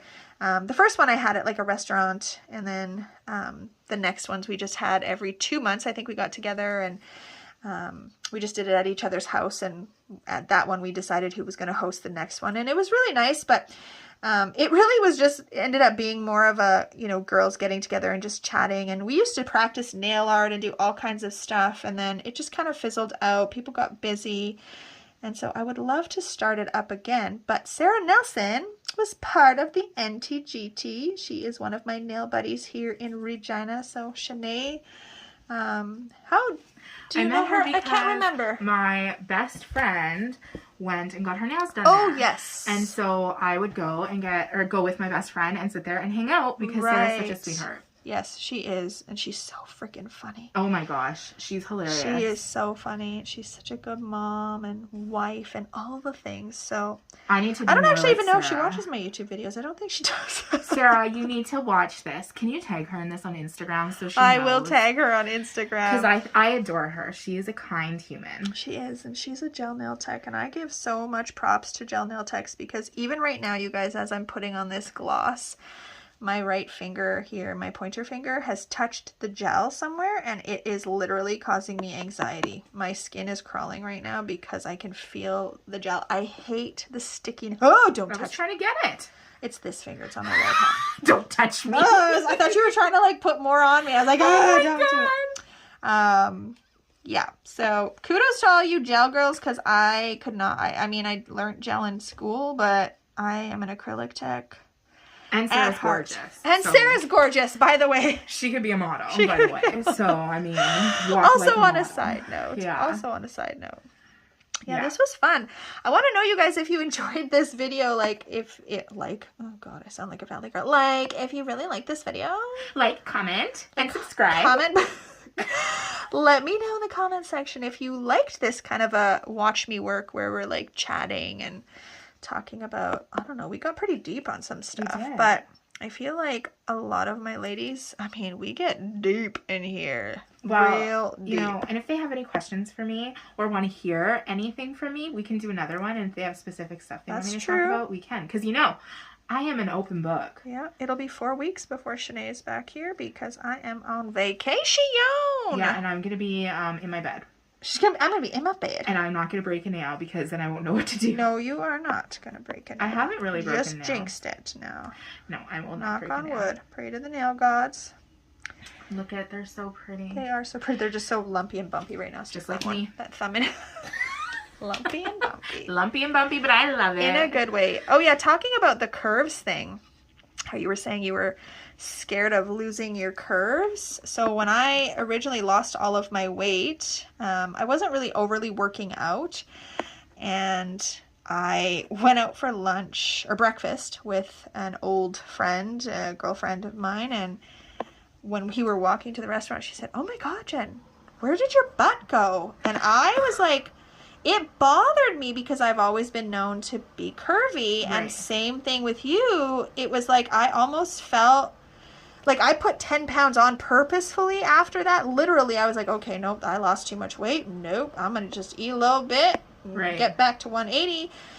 Because, yeah, I did get some of my curves back. And then I started working out and whatever, so it was better. But it really, I felt like part of my identity was like missing or something. Yeah. I didn't like it. I didn't like it at all. I feel like people would say things to me like, Shanae, who are you kidding? That butt is not going nowhere. But still inside my head, I'd be like, no, what if it does? What if it does? What if it does? Or like my boobs. Everybody would be like, Shanae, there's no way they're going to be gone. But for me, it was like a real struggle because I was like, well, I don't want to be flat. Right. Right? Like, have you gone down in a bra size? Oh, girl, I went down the whole alphabet. Ah! Like, I literally started at the end of the alphabet, and now I'm kind of like in the middle, which I'm good with. But it's like, at first I was like, as a black woman especially, it's like super, it's like super important, I think, as a black woman. I know to me, not all black women, but I know for myself personally as a black woman, the curves comes with my identity of being a black woman. And so like I was really, really struggling with it because I didn't want to lose my curves. Right. My curves are something that I think are beautiful. And when I look at women, I usually tend to look at women that are curvier and I'm like, that's so beautiful. I think all women are beautiful, don't get me wrong. But to me, that's what's important. Yeah. And so I was really scared. So I get what you feel. But no, like, I mean, they went down, but they're still obviously there. Oh, yeah, you still have big bazookas. Yeah, so I mean, it's good. We're good. I didn't lose a lot of, well, no, I shouldn't say that because I was a double D and I went down to a D. So I guess I didn't lose a lot, but I definitely, yeah, I have before and after photos of, well, I have before photos of when I first started the keto journey. To be honest, I don't even want to post them. I won't share them because they're in like they're like half naked. Oh. And it's just not a good look. Well, I was a K, so... I was a K what? What? I was a K. In the boobies? Yeah, in the boobies, a K 46. And now I am a G 36. Yeah, G 36. Sheesh. And they're like still there. So and we're good. Still there. And I'm glorious. So, I mean, there's that. And like, I was always worried about... Oh my god, you just said about like a Canadian. Did I? Oh my god, they always like maybe it's the Scotian in me coming It out. must be, yes, because I was like, oh, girl. I was like, I don't know what. Because about well, I mean, I am from Nova Scotia, so I mean, you are Nova I'm Scotian. I'm a Scotian potion. Watch out, we're wild cards. About. But yeah, people always point out my accent sometimes. Like I was at the hospital getting an X-ray, and she was like, "I have a question. Are you from the East Coast?" And I was like, "Yeah." She's like, "I can hear your accent." And I was like, "Yeah." Oh. I just heard it, girl. Yeah, sometimes when I talk really fast. Because I don't feel like in Saskatchewan we say about, but my boyfriend's from the U.S., as you know, and he says I say about or something. I'm like, no, I don't. And on the East Coast, it's even worse. Oh, yeah. Like Cape Breton, where a lot of my family is, it's like I can't, like, they say that I talk like them still, but I do not, because they're like, a bite, and I'm like, what? What? What's going on? A bite? Like a bye? Like we're going by? That's how they say it? They say bye. Oh. Like boy, bye. Oh, what? Oh, yeah. Oh, yeah. That's different. Oh, yeah. A bye. Oh, yeah. Interesting. Oh, yeah. Well, there you go, folks. There you go. Little lesson in Canadian accents. There we go. Don't take it from me, though, because I speak fluent Ebonics. What the heck is Ebonics? What is that? It's slang. I know that name, that word, but I don't know what it means. Well, like, I just speak Ebonics. Like, I speak, like, slang. Ebonics is slang? I think so, yeah. Okay. I'll take your word for it. Yeah. That's how I feel. That's how I feel. Might be wrong, but that's how I feel. I might be wrong. Google it. Me right now? Okay, let's ask my phone. Let's ask your phone. What is Ebonics? Hey, Siri. What is Ebonics? Ebonics is a term that was originally intended to refer to the language of all people descended from black African slaves, particularly in West Africa, the Caribbean, and North America. Yep, Ebonics. So slang? Yeah, black slang. Oh, black slang. Oh, that's what you're getting at. Yeah, and I'm black. I was like, and you are? I really am. Oh my goodness. Did you see all this caramel? I didn't know. Yeah. I didn't know. Well, I don't know what else we should talk about. I still got some work to do here. What else should we chat about? I don't know. I don't know. What else is good to talk about? Let's give them some nail stories. What's one of your worst nail experiences? Like getting my nails done somewhere, or like anything. a breaking a nail. Sure, breaking a nail, bad experience. So I was at the club, Jen. I was at the club.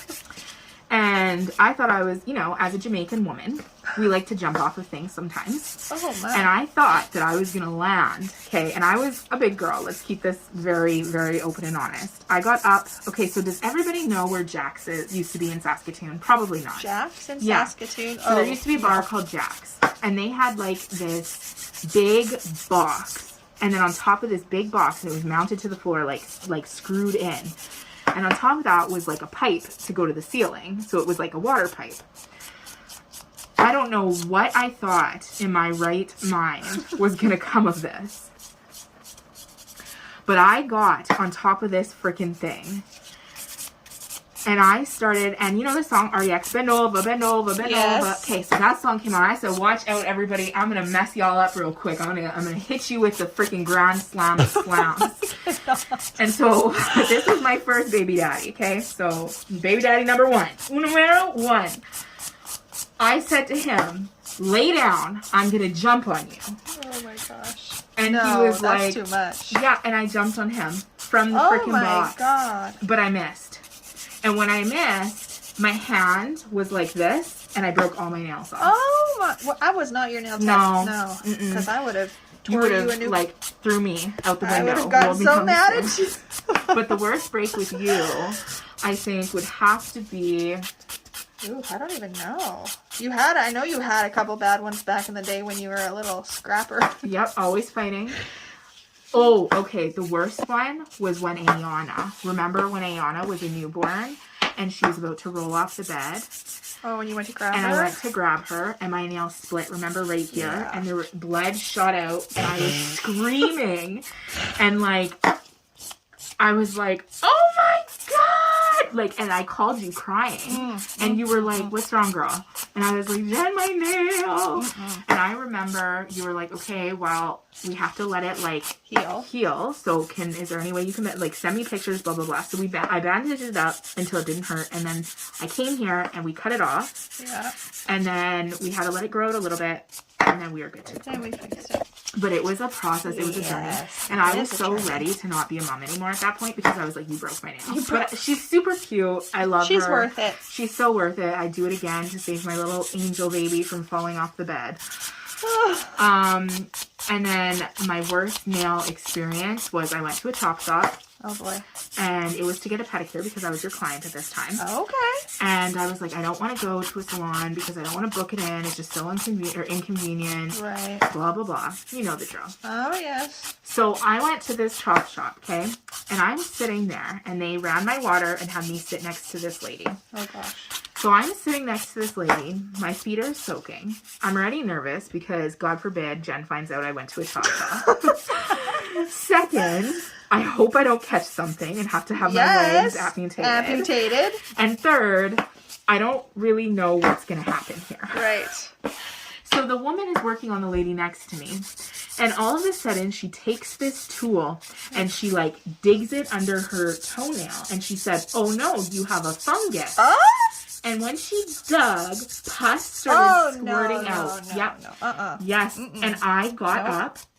I said, I need a towel. And the whole salon went quiet and everybody looked at me. I said, I need a towel right now, please. Oh, no. And a lady came over and she said, put your feet back in. And I said, don't touch my feet. I need a towel. And she's like, no. Just put them back in. I said, okay, pass me my sandals. And she wouldn't pass me my sandals. What? Yeah, because I don't think she realized that I was trying to leave at that point. So I turned, got up, walked all the way across the floor with my wet feet. Oh, no. That's even worse. Even worse. Put my Birkenstocks on, walked out, got into my SUV, and I literally was gagging. Like, I just saw somebody's fungus come out, pus come out. I cannot. And she said, oh no, there's fungus, and kept digging and like hurting this woman. And this woman was like, oh, that hurts. And she said, 1 minute. One minute? We don't have 1 minute. Oh my God. This is not good. Oh my God. So anyways, that was my worst, and I will always remember it. And ever since then, I went to a licensed Professional. Because Yes. like That is not it. no, because I can't be like cute missing a toe because I went to a crop shop or a chop shop. A crop shop. Crop chop. Chop shop. Crocs. I actually love crops. I know you do. They're pretty hot, especially platform ones. I had an experience years ago, probably 2007. It was my first year ever going to a beauty show. It was the beauty show in Orlando, which is amazing, and I hope to go again one day. And there used to be this nail tech that I followed on social media. I know who it is. No, you don't. Oh, I thought it was Noonie. No, it was not Noonie. Oh. And it was a lady, and I was like obsessed with her. She was like an idol to me, just watching her nail art, and she was amazing at 3D flowers, and I just aspired to be her and do as good as her. And so anyways, I decided to do my nails really long, like probably I would say about this long, which is not normal for me. But because I was going to the beauty show, right, I wanted to show out. And literally the day that we get there, we get into the room, I go to put my luggage down, and I snap my nail up here. And it snapped my natural nail, I could tell just by wiggling it. I was like, oh, okay, cool. And I had not packed an emergency nail kit, like with glue or like anything. I don't know if I just didn't think about it because we were going to the beauty show or what, but I thought, well, we're going to the beauty show tomorrow. I'll just see if somebody there can fix it for me, you know, just put some product on there, you know, fix it up, right? So that at least will time me over till I get home. So I had, you know, we had been walking through, I think I had gone to the Young Nails station, and I asked them, and they were like, no, we won't fix it. And I was like, oh, okay. Asked a couple of other companies that were there, and we were going to this lady's booth because she was there for a company. She was representing a company that she used. I think the company was Christio at the time, which is a good brand. And she was a Latina, and she didn't speak great English. So anyways, I got there, and I said to her, I showed her my nail, and I, you know, and it had healed in the sense of like, you know, it had sealed shut, right? I had, you know, wore Band-Aid and whatever, and it wasn't like an open wound anymore. And so I had said to her, do you think you could fix this for me? And she was like, oh yeah, no problem, you know, and whatever. So I'm like, okay, cool. And my girlfriend that I went with was standing there, and like I was just like so excited to have her fix my nail, and then she was like going to do some nail art on top too, and I was just like so excited. And literally she took my nail and pushed it down and re-snapped open the crack. And my face, and like, I mean, you know, keep in mind there's like hundreds of people around, so I'm not going to like lose my cool. But I looked at my girlfriend, and she looked at me. We were both wide-eyed, like, what just happened? And I was just like, that really hurts. And she's like, no, it's okay. It's okay. And then she proceeded to shove nail glue in there. No. Yeah, and then push it back together, and then filed it down a little bit, and put a cover acrylic over top, so I couldn't even see anything underneath. Like how it was. Right. And then, yeah, she did some beautiful nail art on top, but I said to my girlfriend, oh my God, I cannot wait till I get home so I can just like, take it off. I need to take this off because I feel like I felt like I was going to get onycholysis, which you know what onycholysis is because I've taught my girls these terms, the hyponychium. My hypernychium. You were like, sorry, what?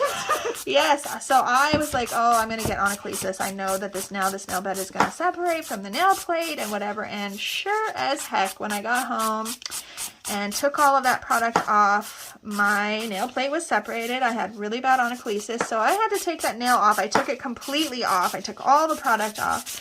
And I had a naked little bare nubbin, as I call them, for 6 months till it grew out because it was all the way up here.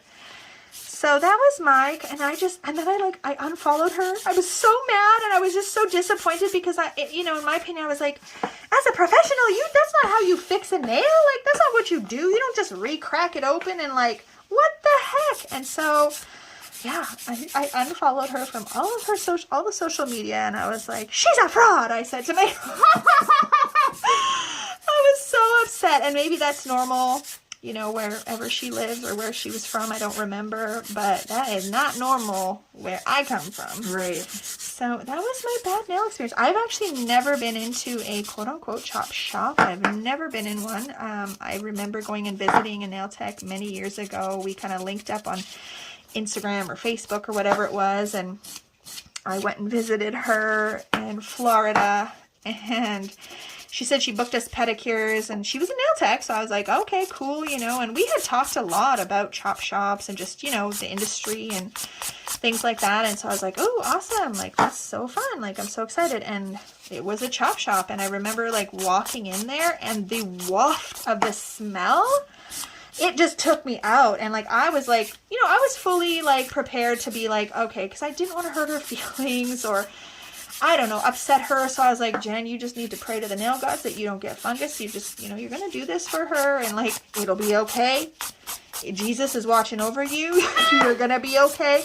But I legit was in there for like 2 minutes and I said to her, I can't stay in here. The smell was so strong.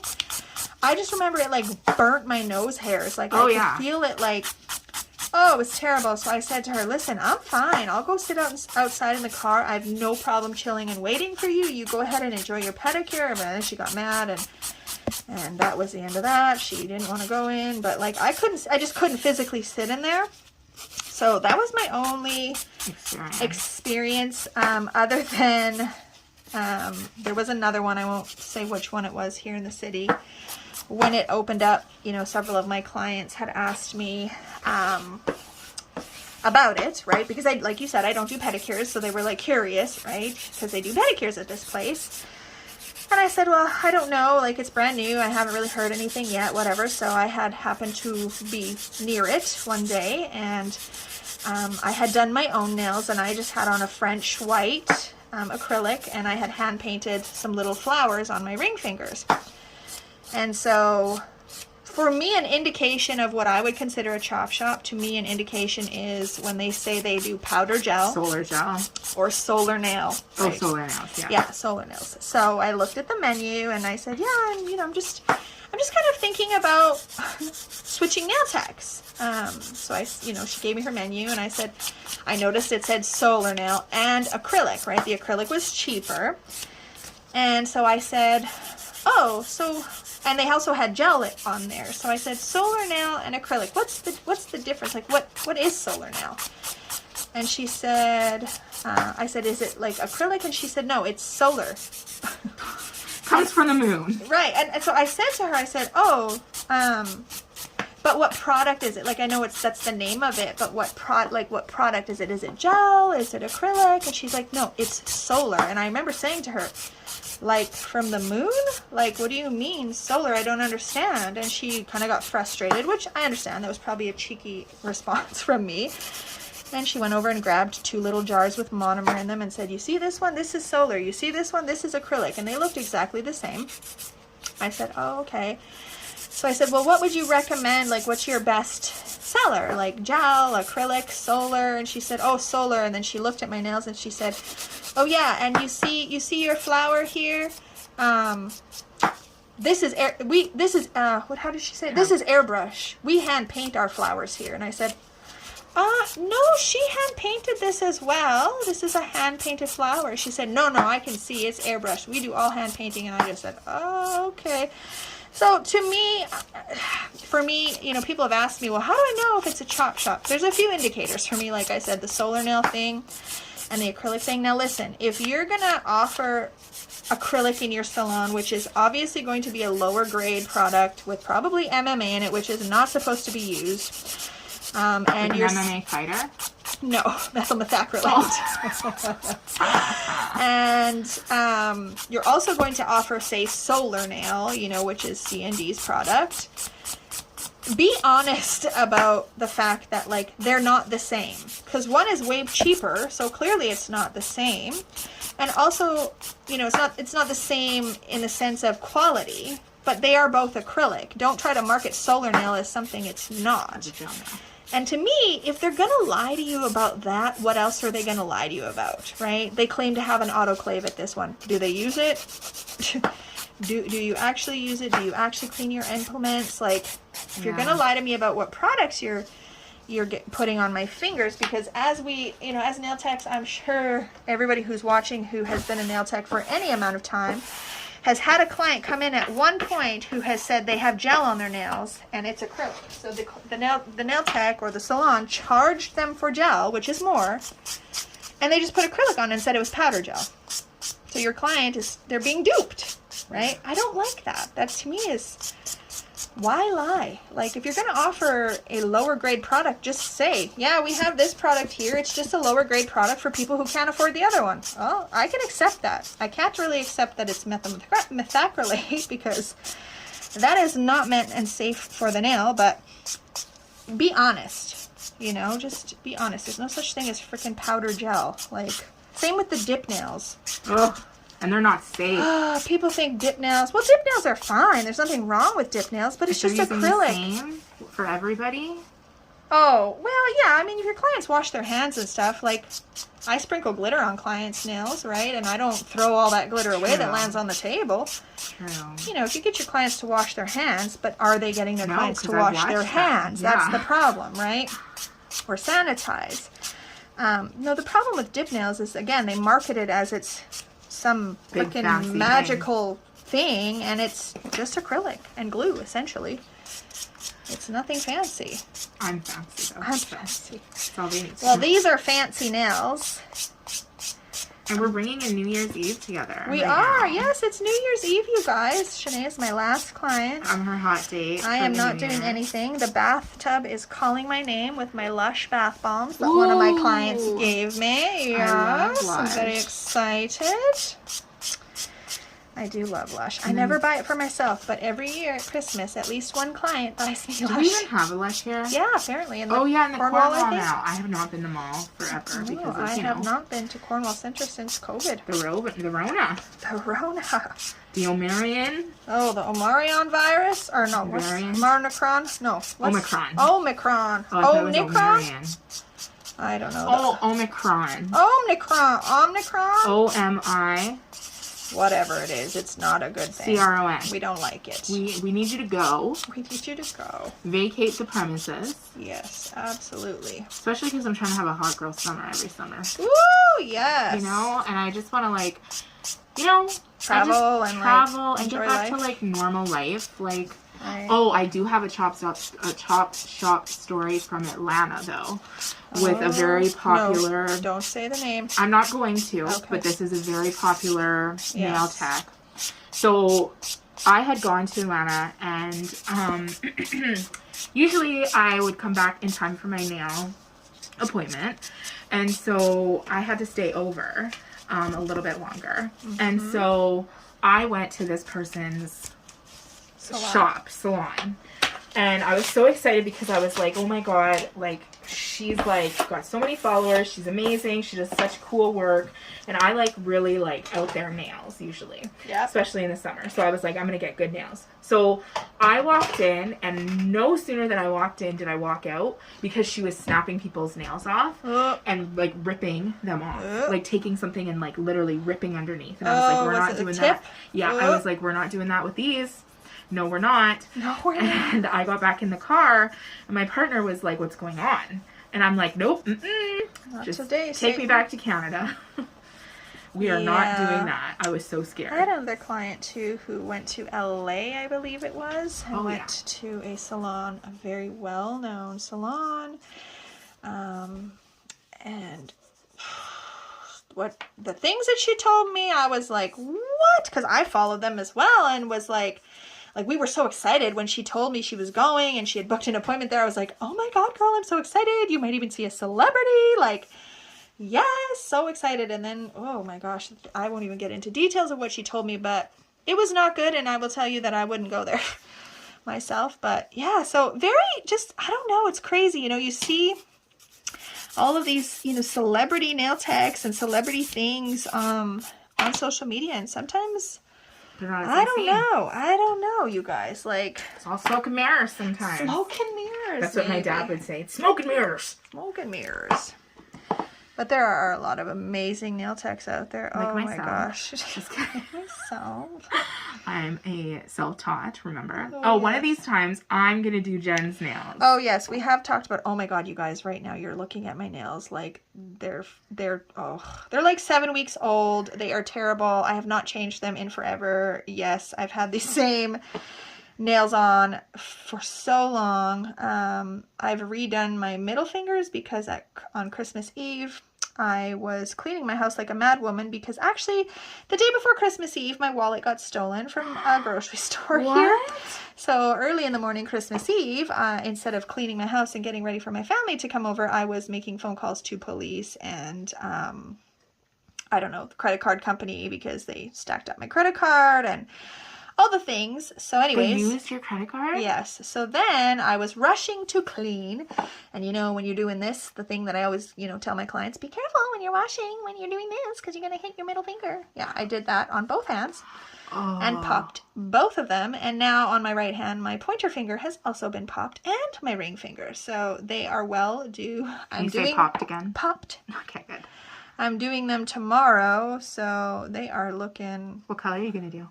You know me. Probably like that. Pink, yes. Back to my pink, neutral, shimmery This is nails. neutral for me. It's very pretty. They look bomb. I love the addition of the white matte foil that's in there. They're looking pretty bomb They for are, NewYear's.com. Right?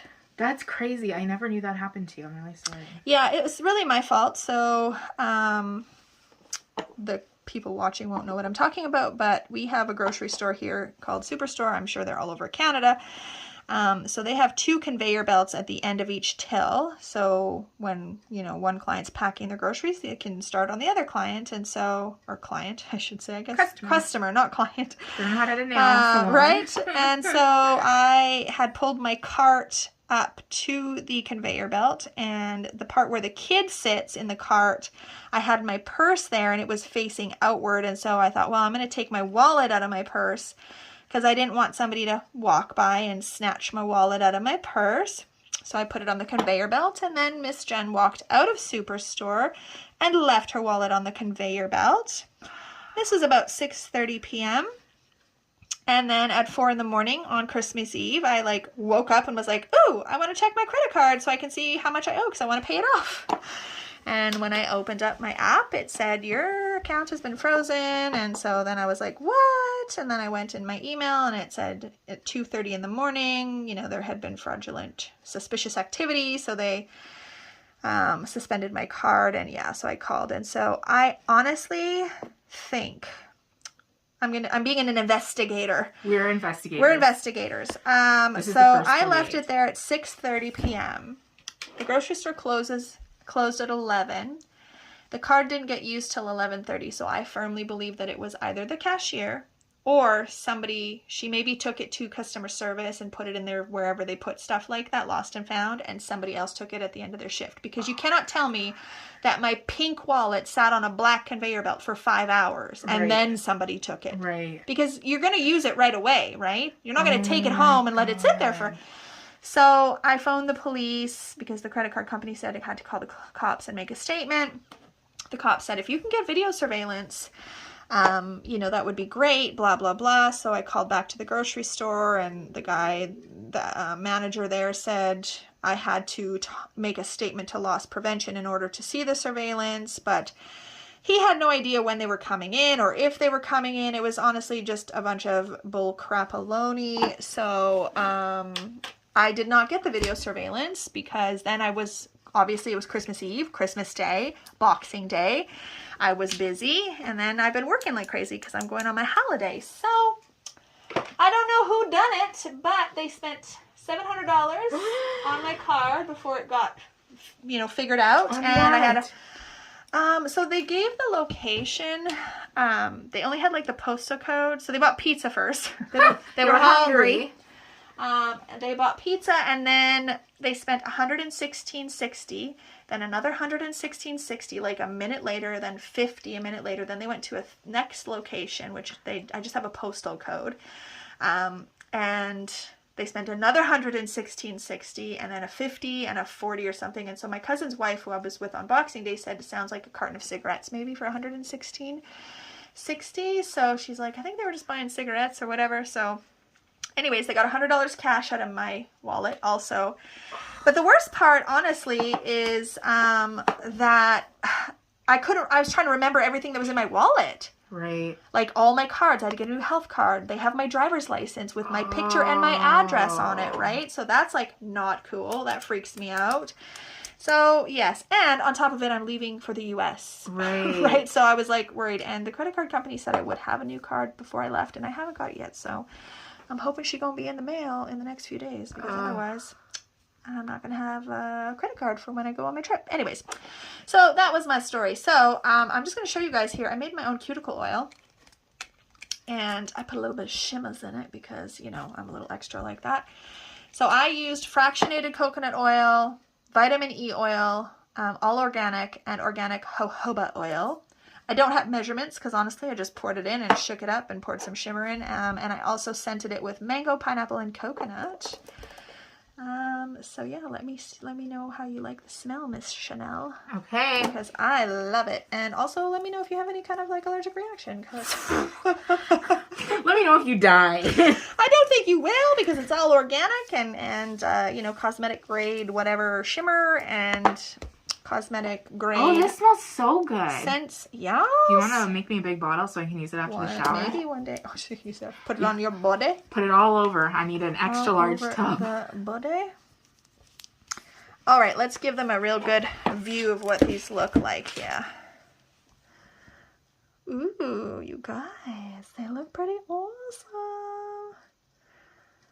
All right, you guys. So again, let me know if you enjoyed this video. Well, I don't know how long we've been on here, probably 2 hours. It's going to be a very long video. We've been hanging out. But I have been asked by several people to do a real-time watch me work. So this is a real-time watch me work. We're just chatting, hanging out, doing what we normally do on her appointments. So if you guys liked this video, please share it with someone else. And as always, have an amazing day.